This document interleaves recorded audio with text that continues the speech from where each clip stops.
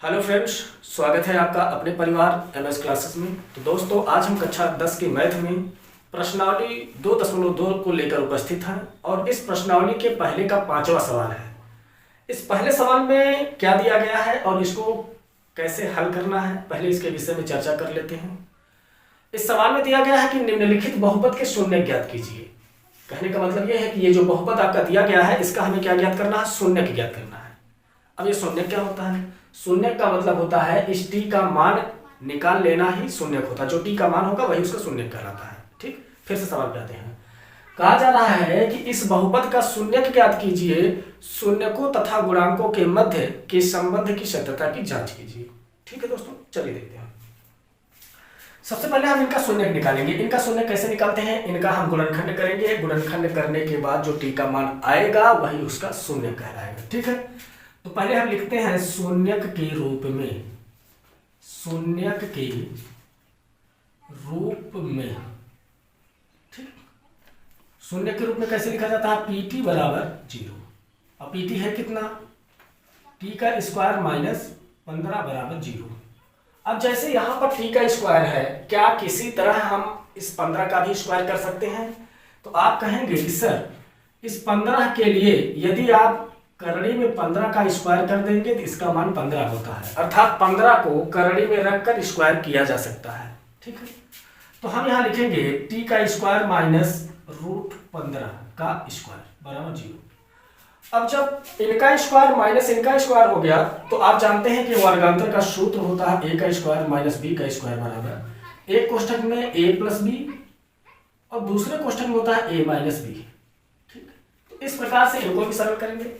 एक कोष्ठक में हो जाएगा आपका t प्लस करड़ी में 15 और दूसरे कोष्ठक में हो जाएगा t माइनस करड़ी में 15 बराबर 0। अब इनके बराबर जब 0 आ गया तो एक बार इनके बराबर 0 करके t का मान निकाल लेंगे और एक बार इनके बराबर 0 करके t का मान निकाल लेंगे। चलिए देखते हैं। ये हो गया आपका t प्लस करड़ी में 15 बराबर 0 और t बराबर करड़ी 15 उधर जाएगा तो माइनस करड़ी में 15। एक मान और है, उनको भी लिख लेते हैं। इसे देखते हैं t माइनस करड़ी में 15 माइनस 0 सॉरी इक्वल टू 0 और t बराबर क्या हो जाएगा, उधर जाएगा तो ये करड़ी में 15 हो जाएगा। तो आपने देखा कि t का दो मान आया, एक करड़ी में 15 और एक प्लस करड़ी में 15। और हमने आपसे यही कहा था कि ये जो t का मान है यही आपका क्या कहलाता है, शून्यक कहलाता है। क्या कहलाता है? शून्यक। यहां तक बातें क्लियर हो? चलिए, सवाल में हमारे कहा गया था कि निम्नलिखित बहुपद का शून्य ज्ञात कीजिए, जो कि हम इस बहुपद का शून्य बड़े आसानी से निकाल लिए हैं। अब आगे क्या बोला जा रहा है? अब कहा जा रहा है शून्यकों तथा गुणांकों के मध्य के संबंध की सत्यता की जांच कीजिए। अब शून्यक और गुणांक के बीच में क्या संबंध है उसको देखते हैं। इसके लिए सबसे पहले हम शून्यकों का योगफल निकालेंगे। क्या निकालेंगे? शून्यकों का योग। शून्यकों का योग क्या हो जाएगा? जो आपके पास शून्यक है उन्हीं का योग कर डालिए। एक है माइनस करड़ी में 15 और योग करो दूसरे वाले शून्य का। जब इनका योग करेंगे तो एक माइनस में है एक प्लस में है, ये कैंसिल होकर क्या आ जाएगा, 0। शून्यकों का योग 0 आ गया। अब जरा गुणांकों का योग कीजिए, देखिए वो 0 आता है या नहीं। तो जब आप गुणांकों का योग करेंगे, गुणांकों का योग, तो गुणांकों के योग का सूत्र होता है, क्या होता है, अगर t है तो माइनस t का गुणांक बटे टी स्क्वायर का गुणांक। ठीक, चलिए आगे बढ़ते हैं। माइनस टी का गुणांक, यहां टी का कोई गुणांक नहीं है इसलिए इसकी जगह पर 0 बटे टी स्क्वायर का गुणांक। टी स्क्वायर का गुणांक आपको यहां 1 मिल जाएगा इसलिए बटे 1 लिखेंगे। अब 0 में जब 1 से भाग दिलाएंगे आप तो 0 हो जाएगा। तो आपने यहां पर क्या देखा, शून्यकों का योग 0 और गुणांकों का योग 0। इससे ये साबित होता है कि इनके मध्य की जो संबंध थी इसकी सत्यता की जांच हो चुकी है। लेकिन इतना ही नहीं, जैसे हमने योग पर चर्चा किया वैसे हम गुणनफल पर भी चर्चा करेंगे। चलिए देखते हैं। पहले क्या निकालेंगे? शून्यकों का गुणनफल।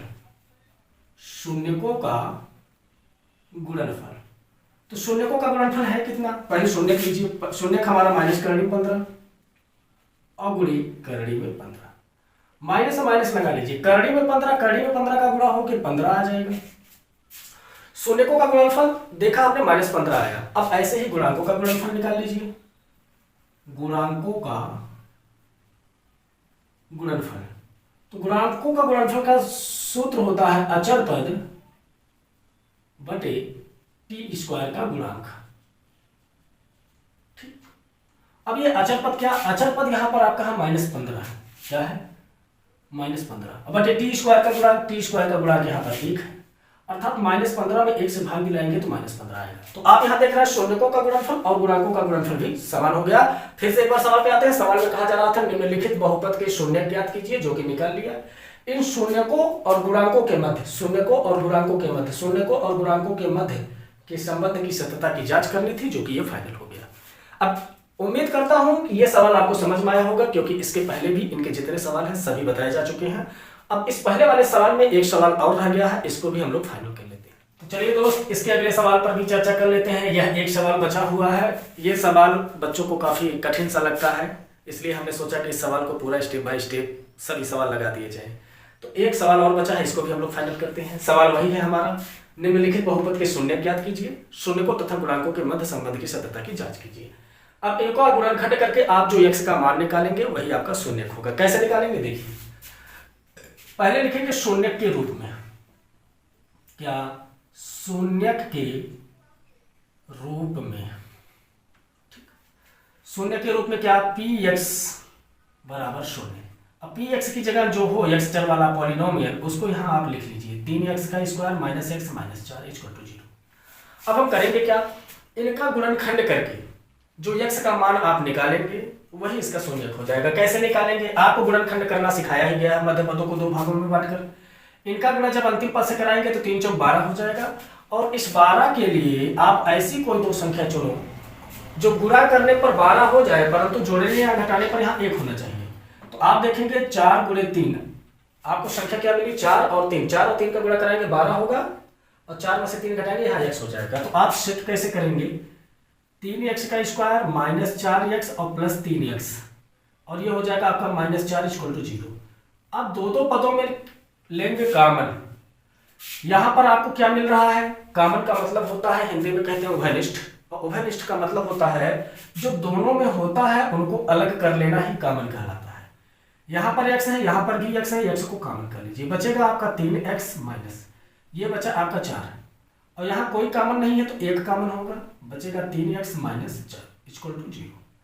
अब ये कोष्ठक वाले समान हो गए, तो कोष्ठक वाले को लिख लीजिए 3x माइनस 4, और यहाँ बचा क्या, लिखना ही नहीं है, इसका एक रूल्स है कि इसको पुनः कॉमन कीजिए। जब आप इनको पुनः कॉमन करते हैं तो ये बचेगा आपका x, ये कॉमन जा चुका है, यहाँ +1 बचेगा इक्वल टू 0। अब इनके सहारे हम x का मान निकालेंगे। कैसे, देखिए इनके बराबर 0 रख के एक बार मान निकालिए, तो 3x माइनस 4 इक्वल टू 0, और 3x बराबर ये +4 हो जाएगा, और x बराबर हो जाएगा 4/3। एक मान ये आ गया। दूसरा मान देखते हैं। दूसरा मान है आपका x + 1 इक्वल टू 0, और x बराबर यहाँ जाएगा -1।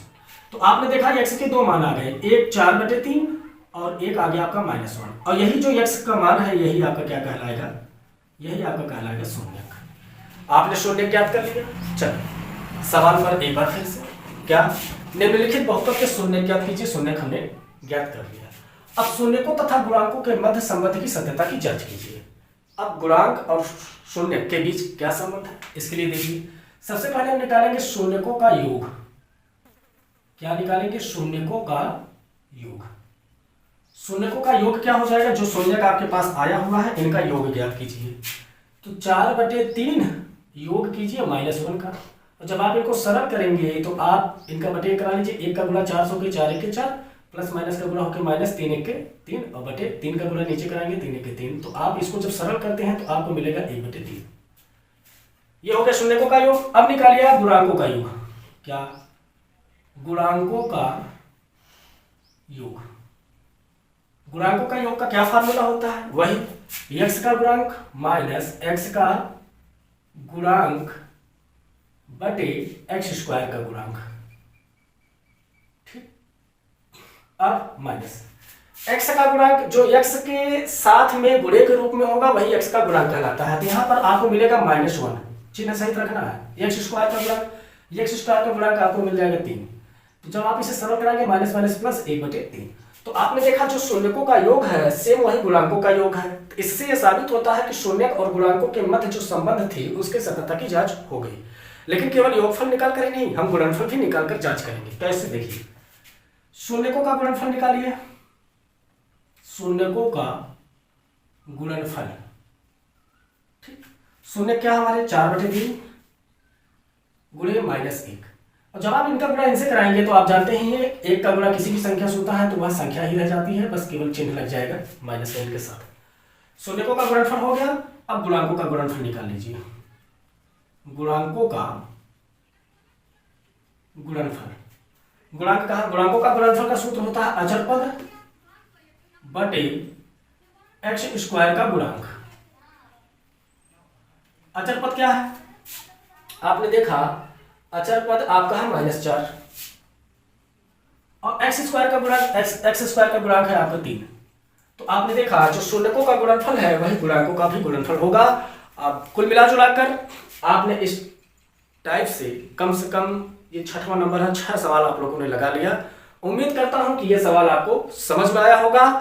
अब इसी बातों के साथ हम मिलते हैं आपसे जस्ट अगले सवाल पर चर्चा करेंगे। तो इन्हीं बातों के साथ आपको धन्यवाद। और हाँ, अंतिम समय में यदि आप हमारे चैनल पर नए हैं तो चैनल को लाइक, सब्सक्राइब और शेयर करना बिल्कुल ना भूलिएगा।